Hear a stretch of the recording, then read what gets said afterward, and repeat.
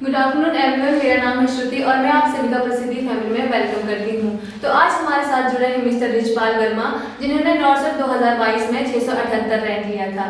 तो congratulation sir, और प्रसिद्धि फैमिली में आपका भी मैं वेलकम करती हूँ। तो आप सर अपने बारे में कुछ बताइए हमें, हमारी ऑडियंस को। मैम, मैं रिचपाल श्रीगंगानगर राजस्थान से बिलोंग करता हूँ। हाँ जी, तो सर आप अपनी एजुकेशन बैकग्राउंड के बारे में कुछ बताइए। मैम, मेरा पहले जो जीएनएम है वो गंगानगर राजस्थान से हुई है। उसके बाद पीजीआई के लिए पोस्ट बेसिक बीएससी नर्सिंग के लिए एंट्रेंस एग्जाम दिया था, तो उसमें मेरा सिलेक्शन हो गया था। उसके बाद मेरा पोस्ट बेसिक है 2020 के अंदर कंप्लीट हो गई थी।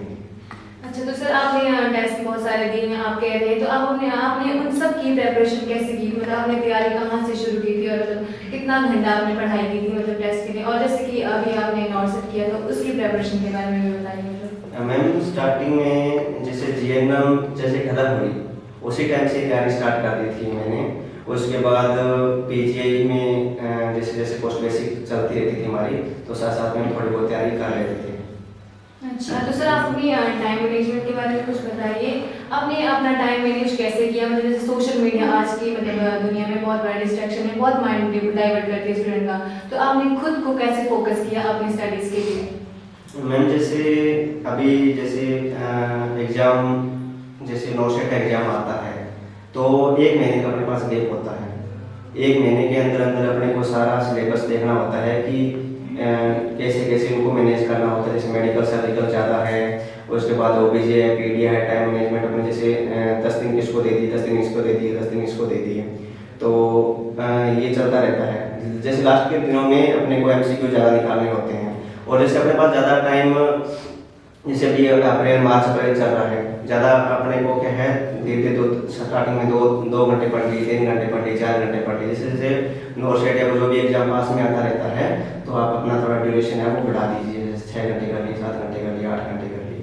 तो आपने इसके लिए सब्जेक्ट भी डिवाइड किए होंगे, तो आपने कैसे किए वो सब्जेक्ट डिवाइड? डिवाइडेशन मैडम ये था कि जैसे जैसे मेडिकल सर्जिकल है, ज़्यादा पोर्शन ज़्यादा उसका टाइम उसका ज़्यादा खर्च होता है, तो जैसे 6 या 7 या 8 दिन उसको दे दिए। स्टार्टिंग में 6-7 है वो दे दिए, और लास्ट में जैसे जैसे 1 या 2 दिन के अंदर वो जैसे माइक्रोबायोलॉजी हो गई, न्यूट्रिशन हो गया, फार्माकोलॉजी हो गया, ये 1 या 2 दिन के अंदर कवर हो जाते हैं। और जैसे लास्ट में नॉर्सेट एग्जाम आता है उससे 2 या 3 दिन पहले किताबें छोड़ दो। अच्छा, तो मतलब आप सोशल मीडिया से दूर रहे थे? मैम, सोशल मीडिया से तो आजकल कोई दूर रहता नहीं है वैसे तो। सर ये है कि अपने जैसे जैसे एग्जाम पास में आते हैं तो पढ़ाई में ज़्यादा मन लगने जाता है, और मोबाइल से डिस्ट्रैक्शन ऑटोमेटिक अपने पास से हट जाती है। अच्छा, तो जो भी आपने नॉर्सर की प्रिपरेशन की, मतलब आपने कहीं से कोचिंग ली थी या सेल्फ स्टडी? अगर सेल्फ स्टडी तो फिर कितना मतलब? हाँ मैम, जैसे मेरा स्टार्टिंग से ही सेल्फ स्टडी में ध्यान ज़्यादा रहा है। कोचिंग के तो थोड़ा बहुत इधर उधर से कोई किसी का वीडियो देख ली यूट्यूब पे, एमसीक्यू जैसे आजकल किताबों में इतने मिलते भी नहीं हैं, एक ही ज़्यादा रहते हैं, तो सादा हम सेल्फ स्टडी पे ही ध्यान दिया था हमने। अच्छा, तो आपका कोई आइडिया जिसने आपको नर्सिंग के लिए इंस्पायर किया, कोई भी ऐसी चीज़? मतलब आप नर्सिंग को आपने क्यों चूज़ किया?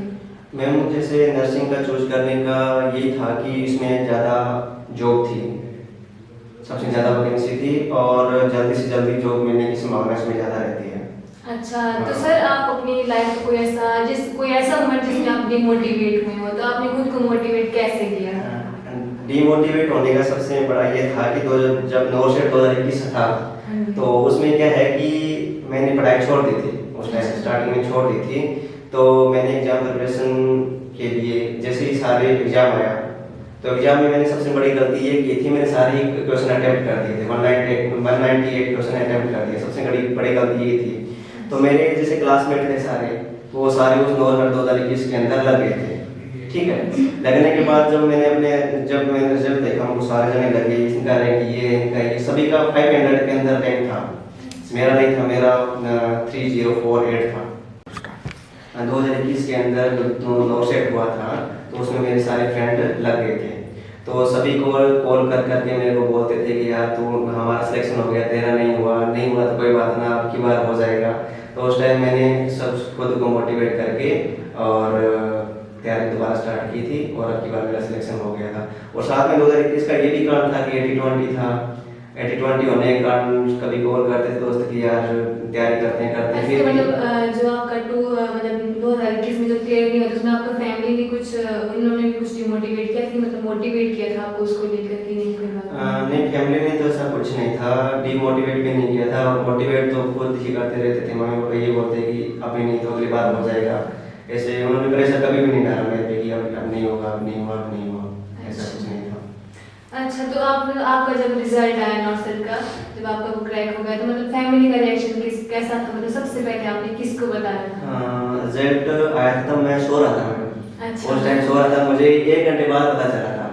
1 घंटे, क्योंकि उससे पहले जैसे एम्स पटना का जो सेकंड काउंसलिंग आई थी तो मुझे ऐसा लग रहा था कि हमारा रिजल्ट आ गया, उसको देख के उसमें नाम नहीं था क्योंकि वो सेकंड काउंसलिंग वाले थे, तो उसमें हमारे फ्रेंड का कई फ्रेंड थे उनका भी सिलेक्शन हुआ था, उनका नाम आया था, तो आके मैं वापस सो गया। उसके बाद रिजल्ट आया तो मुझे 1 घंटे बाद पता चला।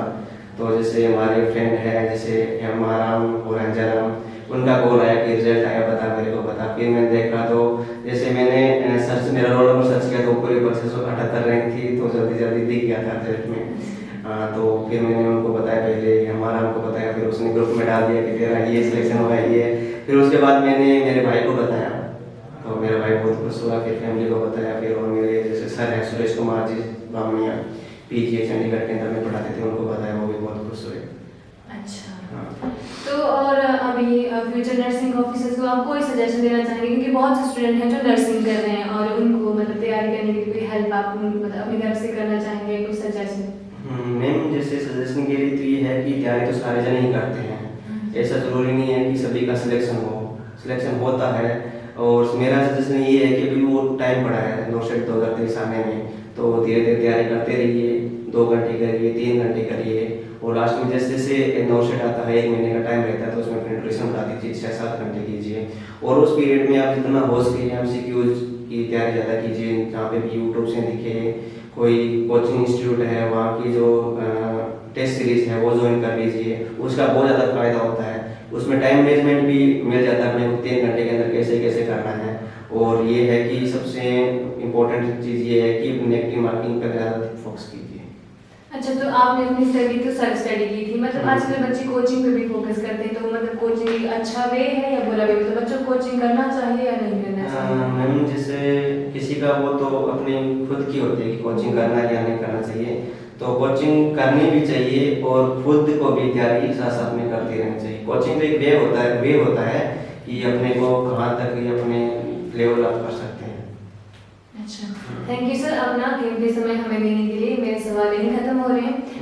तो ये थे रिचपाल वर्मा जी, जिन्होंने अपने बारे में हमें सब कुछ बताया और अपना कीमती टाइम हमारे लिए दिया। तो और फ्यूचर नर्सिंग ऑफिसर आपके लिए भी प्रिपरेशन के लिए बहुत सारे सजेशन दिए हैं, तो आप जल्दी से अपनी तैयारी कीजिए और जारी रखिए। Thank you everyone.